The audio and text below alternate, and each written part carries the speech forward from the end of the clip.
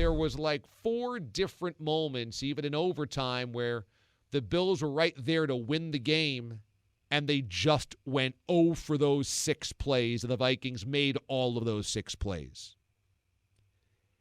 And as the end of the game is unfolding, it looked like the Bills had it won. So people started leaving. When they stopped the Vikings on that 4th down, it looked like it was over. Snap the ball, take a knee, just make sure it's not in the end zone. Even if it is in the end zone, you probably still win the game because you're up 4. It's only a 2-point safety.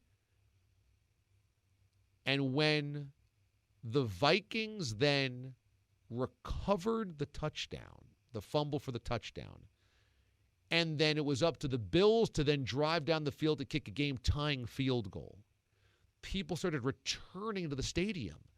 And I'm looking around, and there are Bills fans and Vikings fans. Vikings fans traveled to this game pretty well yesterday. But on every seesaw moment, jumping up, collapsing to the ground, rejoicing, cursing, leaving, returning. It was so emotionally chaotic that yesterday was the craziest, most insane football game or sporting event I've ever seen in person that I can remember. On my long drive home today, I will try to rack my brain for the other candidates that I've seen in person, but I think that one tops the list. And as you might imagine this morning, it is a day of anger, of mourning, of frustration, of calling up sports radio and just laying into what happened yesterday, commiserating. Front of the Buffalo News. I'm holding in my hands right now. Fatal mistakes. Vikings 33, Bills 30. They're calling it, quote, and you see this in huge headlines, the Minnesota meltdown. They blow a 17-point lead in this game and lose an OT. Now, you have to realize that the lead up to this game was Josh Allen's not going to play. Why would Josh Allen play? They can't play Josh. Rest his elbow. We need him for the AFC games. We need him for the AFC East games. We need him in the postseason. Don't bother risking further injury now. And when we get news last night, Allen's going to be activated. There were all these breadcrumbs along the way. People around here exploded, yeah, Josh is going to play. And when he came out yesterday from the tunnel, got a massive, massive ovation. And then when he comes out for the first series, standing ovation. It was, as Mraz might say, special stuff. It was great. It was special stuff. It was absolutely inspirational, cool stuff. And then there's the Josh Allen experience, where he throws 2 back-breaking interceptions and fumbles the snap of the end zone, and it's now the Minnesota meltdown. From a football standpoint, I didn't like some of the decisions that Sean McDermott made, namely going for it on 4th and 2 with a chip shot field goal. It was a 10-point game at that point in time, 27-17. You were 10 minutes to play in the 4th quarter. To me, you kick the field goal, you take the points, you're up 13 with 10 minutes to play at home. Instead, McDermott went for it on 4th and 2, and that's when Josh Allen gets intercepted in the end zone by Patrick Peterson. So they get nothing out of that. Now, it's a 10-point lead still. Allen's decision to throw that ball in overtime where he did when they could have sat on that and kicked the game-tying field goal in OT to make it 33-33, it would go back to the Vikings, but still is a horrendous decision by Josh. And when you have 4th and 18, I mean, how many 4th down conversions or 3rd and longs did the Vikings pull off in this frantic comeback? But 4th and 18 is the ultimate killer. Because the 4th and 18 basically ends the game as long as you just knock it down. Just knock it down. And that catch by Jefferson is otherworldly great. Guys, if we have that play-by-play call, I'd love to play that one more time, just because we heard the Paul Allen call and it was disbelief. Like, what happened? What happened? But watching Justin Jefferson in that moment in real time at the stadium, I couldn't even tell what happened. Cousins lofts it up. It's 4th and 18, and it looks like it's a floating pass that's simply going to be knocked down. Punched away, knocked down, incomplete. And then two guys collide and fall to the turf, and you're like, well, that's either an interception or it's incomplete. You don't even think that Jefferson got there because the ball is over his head, and he was laying backwards, horizontally, back against the turf. There's no way he came down with it. Either it's an interception, incomplete, and again, the game's going to be over. Here's how it sounded on Vikings radio. Cousins, empty backfield, 3 receivers right, a couple to the left. The Bills safeties are 25 yards from the line of scrimmage. Kirk back to pass. He's going to heave one to JJ to the right. Jefferson leaps to catch it, and he caught it at the Bills 40. What a grab! Are you kidding me with that catch, JJ? I've never seen anything like it. We were just debating earlier in the morning whether it's better than the Odell Beckham catch.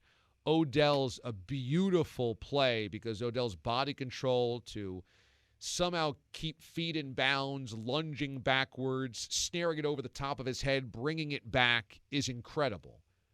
But he wasn't fighting a defender in midair for it. And that's what Jefferson is doing. He makes the same type of catch, but somehow hauls it in against the defender. It's just impossible. Jefferson is so freaking good. And that play is like, whoa, something is happening now. If they're going to get 4th and 18 on that catch, which is the catch of the year. All of that being said, this comes down to that play in the end zone. It comes down to that. Now, the Bills' defense was shoddy down the stretch. The Bills' defense needed one stop and couldn't get it. The Bills let the Vikings rip off big plays when it looked like the game was over, up 17 points. Get a 17-point lead. You cannot lose that game to the Bills' defense. But they make the stop. They do what has to be done. All you need to do is the simplest thing in the sport, which is just protect the snap. Snap the ball, take a knee. Now, you're at the 1 oomph line, so Allen's got to get the snap and then push forward, because just taking a knee, obviously, is going to be a safety there. But the first thing, the only thing that McDermott has got to tell his center and Josh Allen is, I don't ultimately care if you got to take a safety. Make sure the snap is good. The first thing is the snap. The only thing is the snap. The only way we lose is if we fumble the snap and the Vikings get it. And it's a disaster. It's a disaster, and nobody in the stadium could even believe it was happening. It was a scrum. It just looked like he had lurched forward enough, and then you realize, holy crap, he doesn't have the football. Oh, my God, I hope the Bills have the football. Oh, my God, they don't have a football. Oh, my God, the Vikings scored, and oh, my God, now the Bills lose on one play. Now, they ended up forcing overtime after that, but still, one play. It comes down to that. I can't believe I watched a game where they converted 4th and 18 on that catch, and the Bills did that in the end zone. You just have to get the snap. And as heroic as it was to see Allen out there, there's no doubt he helped lead to the loss. Those 2 back-breaking interceptions and the fumble in the end zone. For the Bills, this leaves a mark because now you're 3rd place in the AFC East. The Dolphins aren't going anywhere. They're going to be good all season long. You've lost to both Miami and the Jets. And you had a 17-point lead in this one. The way they've lost this year has been brutal. Absolutely brutal. And who knows about Allen's health? I mean, I guess they felt like he couldn't significantly risk any more injury to the elbow. But is he going to be 100% with the elbow the rest of the season? It was tragic. The whole thing was so tragic. And my buddy Brett, who has hosted me and my other 2 friends up here this weekend, he was my roommate in college. Huge Bills fan, Bills season ticket holder forever. Went to all those games as a kid of the 90s. His wife texted him when we were at the ballpark at the stadium and said, well, at least DA got the true Buffalo experience. And that is true. Now I know how all of that torture feels. Because here I am in my Bills Zubaz, have my Bills hat on, drinking my Labatt Blue Light all weekend, crushing my wings. Let's go Buffalo in the stands. So much fun. Just so much outrageous fun. And I saw what it's like to have your heart ripped out from you by being a Bills fan when you think you've won and it's anything but. And you trudge back to the car going, what the hell just happened? What the hell just happened? NFL Monday here in Buffalo. Minnesota meltdown. Bills blow 17-point lead, have a chance to win in overtime, but can't deliver as game ends on Allen interception.